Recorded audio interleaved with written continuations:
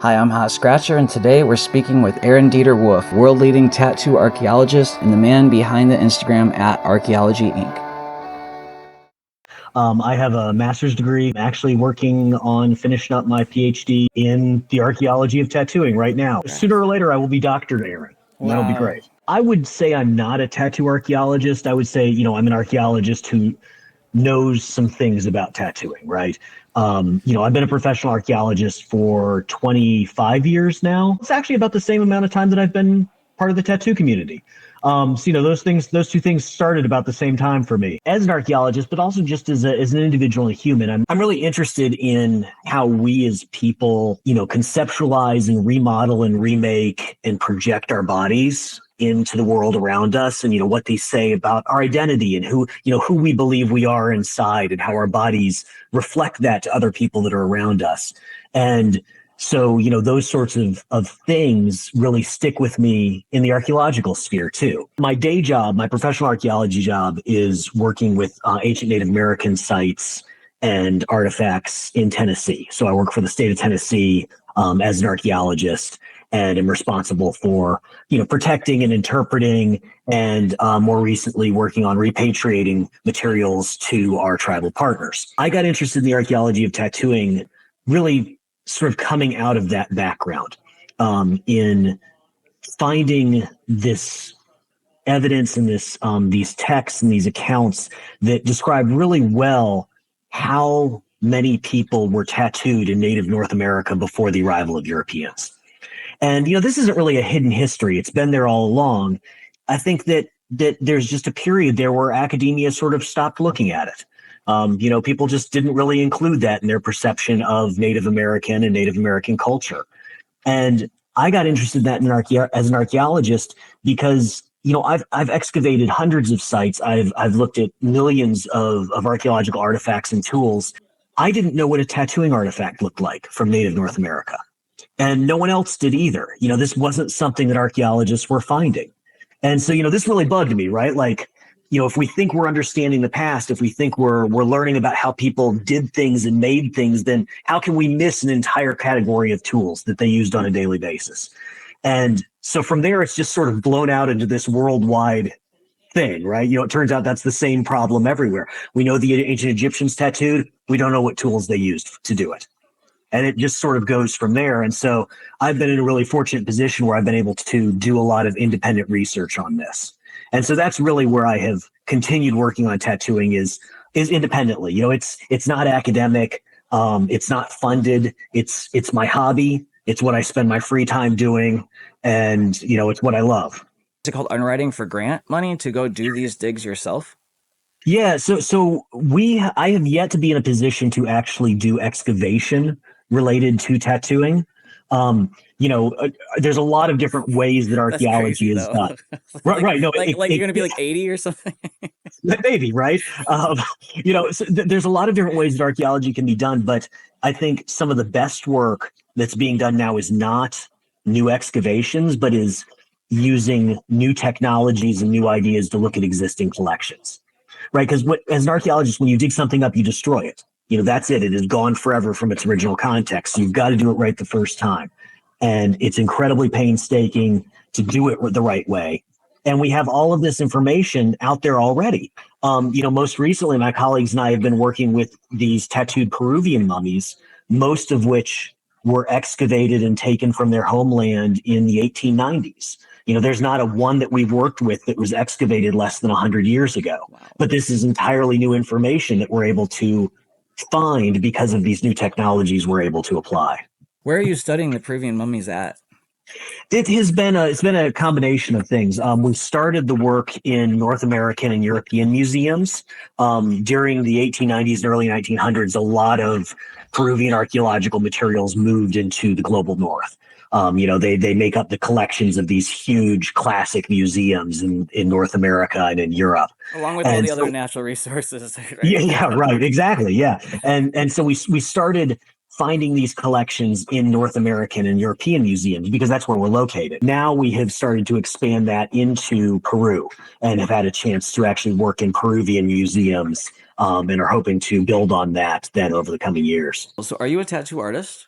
I am not, and frankly, I should never be. I'm not a very good artist. Wait, but your drawings on your page, your drawings are beautiful. I really Oh, I appreciate that, man. Yeah, draw on Procreate or something, or the work that we're doing now, like recording the tattoos on mummies, is all on EndNote. It's one of the iPad note apps. You know, one of the sort of evolving concerns with working with human remains is issues of how you exhibit them and display them. And, you know, depending on what remains you're working with and what culture and what country they're from, there may be different rules as to what you can and can't show. And so there is this sort of proud tradition of archaeological illustration that goes back to the era before digital cameras and really before even cameras. like early ethnographers and stuff, or Well, yeah, and even just early archaeologists. You know, this is, you know, going back into the late 1800s, early 1900s. You get these books with these beautiful, you know, watercolor renditions of artifacts, or, you know, beautiful pen and ink illustrations that show the shading and the,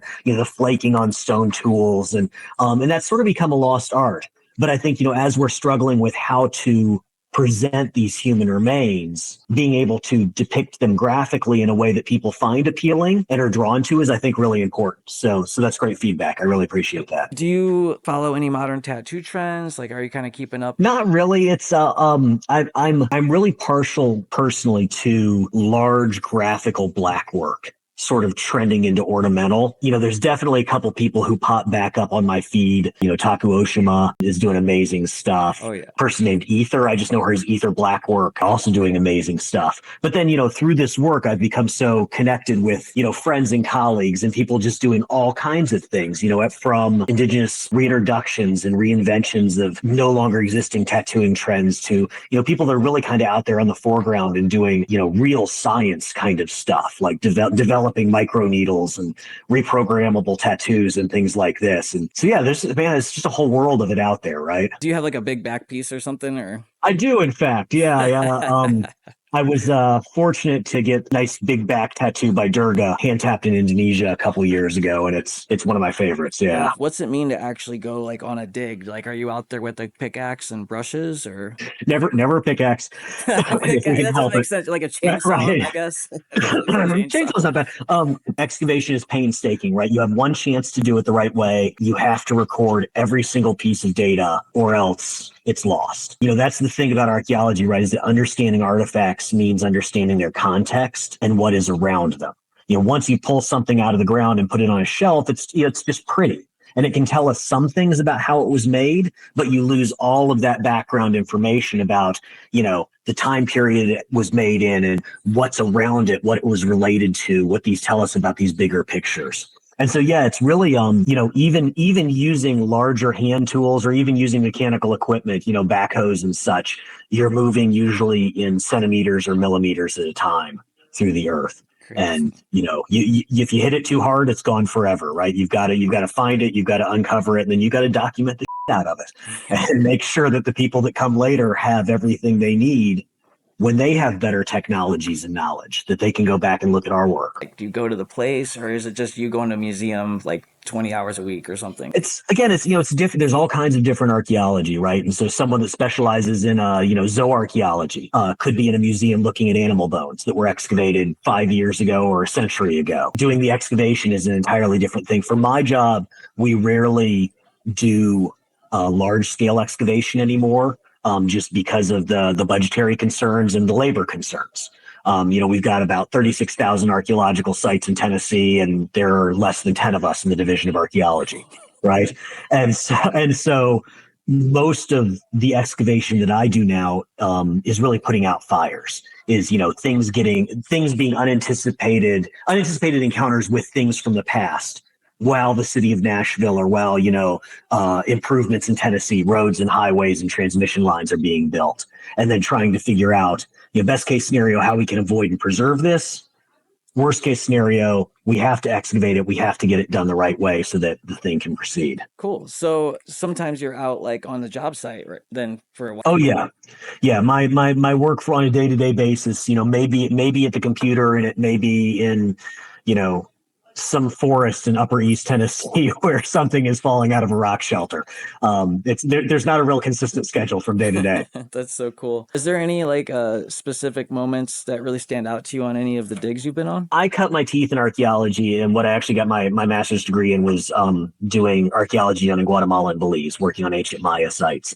And it's hard to beat that, right? I mean, it's hard to beat. You're 19 years old, you're in the Guatemalan jungle beside these Maya temples, and actually excavating, actually doing these large scale excavations in these city centers. And I mean, that's what I went to grad school for. And then because I didn't continue on the PhD track, I then switched to doing North American work. Really, the discipline is more cultural resource management is what we call it, of managing resources rather than excavating them primarily. That makes perfect sense, honestly. If you could have funding for any project, what's at the top of your list? I mean, the tattoo stuff, like I mentioned earlier, it is entirely self-funded. 100% of what my friends and I are doing on this stuff is out of pocket. Like, you guys aren't even getting funding for that stuff. No, we are entirely self-bankrolled. All of the travel, all the technology. None of us are at university, so none of us have, tenure or financial benefits for publishing. The publications that I put out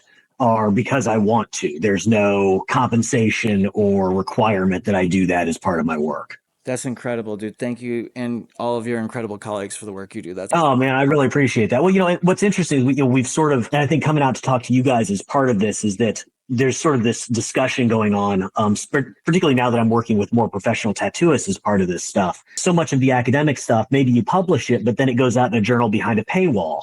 And the public doesn't see it. The tattoo community doesn't see it. And I think there's a lot more value to talking to people. There's been sort of a shift over the last decade or so. I don't want to give papers at conferences anymore. I want to talk to, conventions. I want to talk to tattooists. I want to talk to, art galleries. I want to sort of spread this word in ways that people who it's meaningful to can access it. The Instagram feed, like that has been a thing. Like from go, it was just this is how we take 15 years of knowledge and spew it out into the world in a way that anybody can get to it. And over the years, we've sort of talked about, well, is there a way to monetize this? Is there a way to fund the archaeology of tattooing so that we're not, out of pocket on plane tickets to Peru and stuff like this? And we just haven't gotten to a point yet collectively where we feel good about asking people for that. At this point, it's still a gift. There's nothing coming back in. Up until now, there hasn't been real good avenues for you guys just because of your commitments of your like day jobs and stuff. But I think now with Substack, fortunately, there's some really clear avenues, I think, that are like mutually beneficial, community sourced stuff. You said your colleagues. How many tattoo archaeologists are there? I mean, I know Lars is an anthropologist, right? How do I say it? Zapado Locust? Zapado Locust, yeah. Benoit Robitaille. Ben is an independent. He is not he's not an professional archaeologist, but Ben is, I think, he is the Jedi Master to me, right? Like he knows more about, traditional tattooing tools than anybody probably alive in the world today. Incredible. He's been a organic farmer, and he's, worked in a weed dispensary, and he's done all of these things. But he has this, same as I do, he has this passion for this particular niche in history and archaeology. And, I think that's kind of a fun thing about doing it independently is that you're not bound by the restraints of a job. Most people currently who are finding really interesting things about tattooing in the ancient past are doing it as part of their bigger archaeological work or their bigger university responsibilities. And so it's one aspect of this entire site that they may be excavating, or, this entire project to understand, life in ancient Nubia or something like that. And whereas Ben and I have the wherewithal to be able to be like, yeah, we're going to get nerdy on this, man. We're going to drill way too far into this thing, shove it all into the brain over 10 years and see what comes out. This year, 2025, the general public are ready to hear people who know a lot about something talk about it. It's like the best thing ever. Is there another few notable names? So as far as like people doing, like professional academic archaeologists, practice. I can't speak highly enough of Ann Austin. She's at University of Missouri, and she's been doing the work. I'm sure you've seen images of the tattooed Egyptian remains from the site that she's been working at. I mean, that's just one aspect of her work, but she's doing fantastic stuff. And then, our little informal research group is, me and Ben, Danny Ridday, who's a professional tattooist in France now, Rhoda Fromm, she's a museum professional and tattooist in Germany. Maya Seeluk Jacobson, who's a Inuit practitioner in Greenland, sort of the godmother to us all in all of this. So one of the problems up until now is that tattoos get talked about in archaeological circles because of this one find at this one site. And so until recently, there hasn't been any sort of interest or effort in synthesizing that. Taking all of that diverse information and putting it together and saying, now, what does this actually tell us about people in the past? Instead of just, we found this one mummy at this one site. All right, great. So let's do that 100 times over and see what we can, actually learn about people. I was going to ask if you felt like tattoo was being represented in academia, but I was just like, I didn't know you guys weren't getting any grant funding or anything. All of the work is being done outside of academia. How does it fit into academia then? It really doesn't, man, at this point. It's kind of a funny space to be in, right? Part of the reason that I'm getting my PhD finally is so that I can be lead on actually writing grants, because that's a big requirement for, being able to write for the conversation or being able to get National Geographic grants, is you need those academic qualifications. And so that's been one of my big motivations to go back and do that, is to try to fund this effort. I regularly get questions from students who, reach out and they're like, I want to study tattoo archaeology. How do I do it?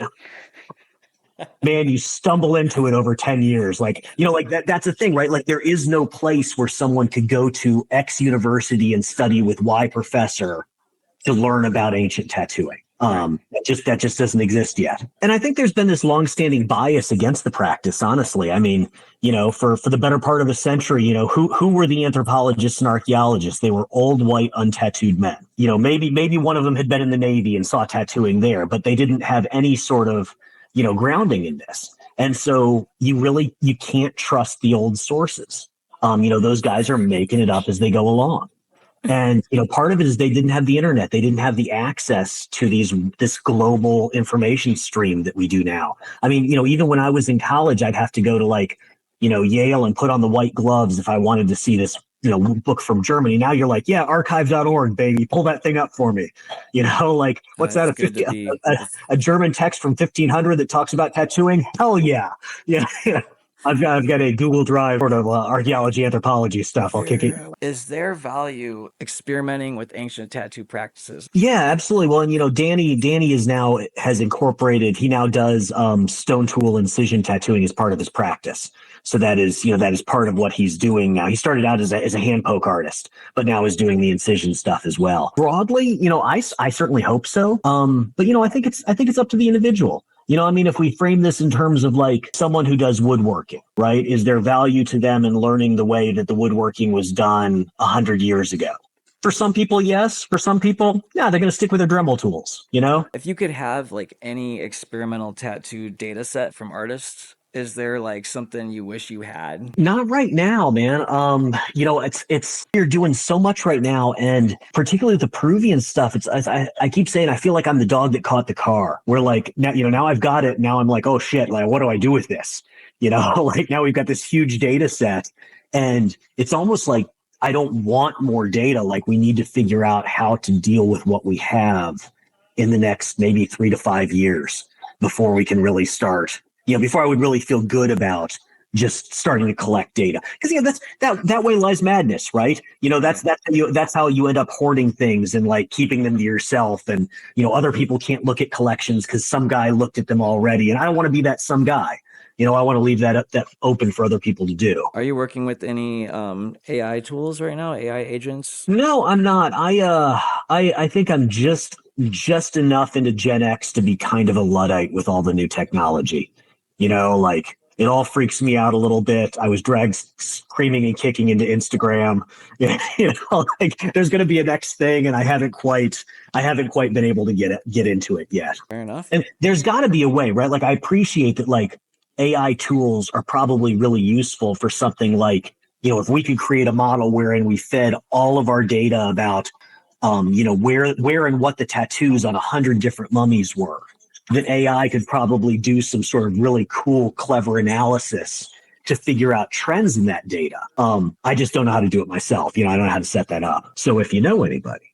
Oh man, I'd be happy to help you guys out with that. And people are using AIs already in archaeology to look at aerial photos and identify sites that are beneath tree cover based on these patterns that the human eye just can't pick up on.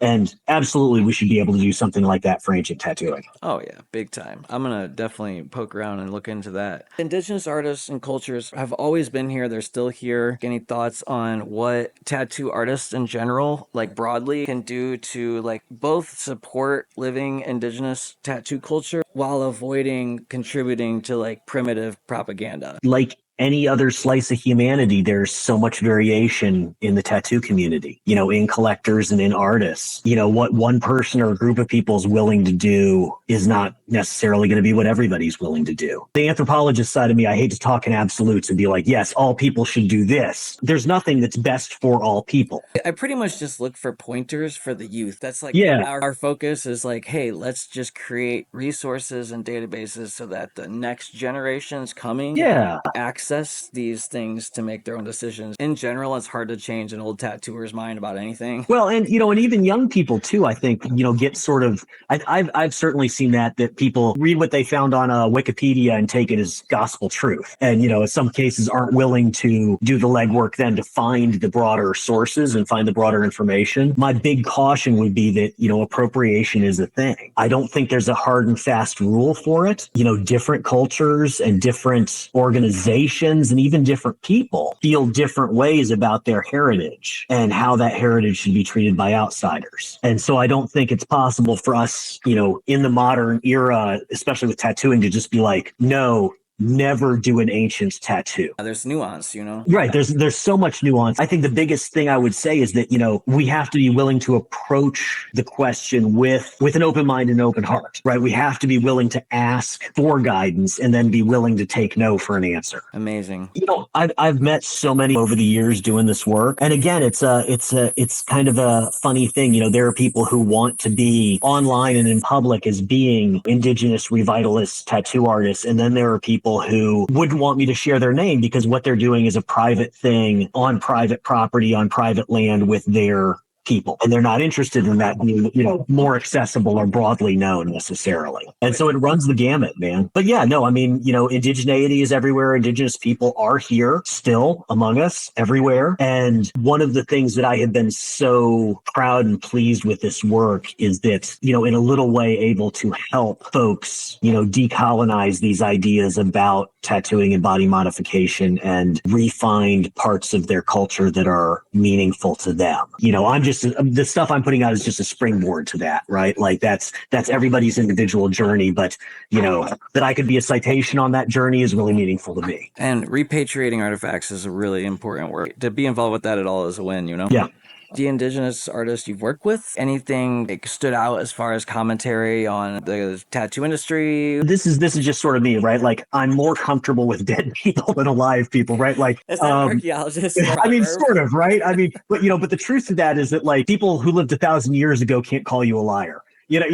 Want to do right by them, but also you're probably not going to piss them off. There's some really interesting discussions that I've been privy to about, particularly with Indigenous revivals and tattooing in Indigenous communities, and that sort of disconnect between how modern tattooing, and that includes everything from apprenticeships to health concerns to sterilization, how that then intersects or doesn't with traditional practices that may be very meaningful to the culture, but might not pass health code inspection. How do you feel about the spread of inaccurate information with tattoo history?